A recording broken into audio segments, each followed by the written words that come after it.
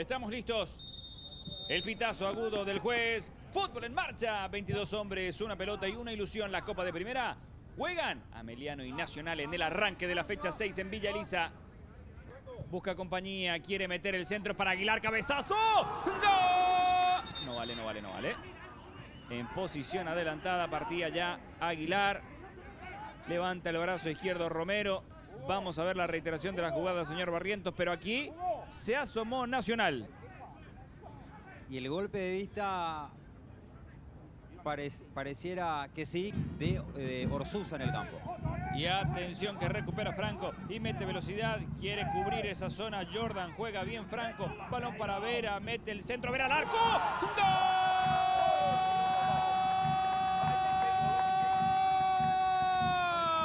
¡Gol! Elvio. ¡Gol!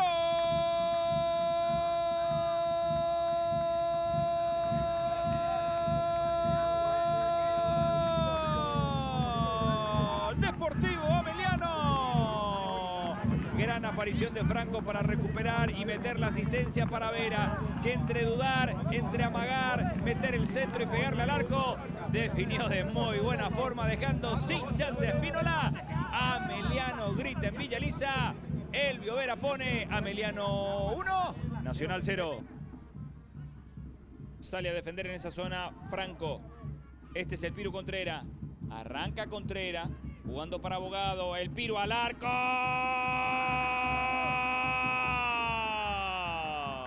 ¡Gol!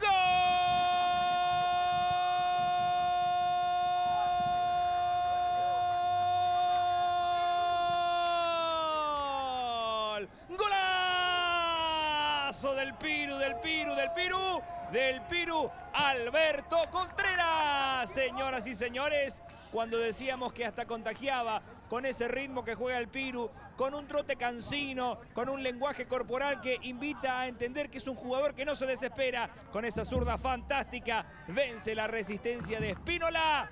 Fantástico remate del Piru para poner a Ameliano 2, Nacional 0. Hay goles y goles, pero me parece que este del Piru es de colección. Cuánto talento, cuánta efectividad en ese botín izquierdo.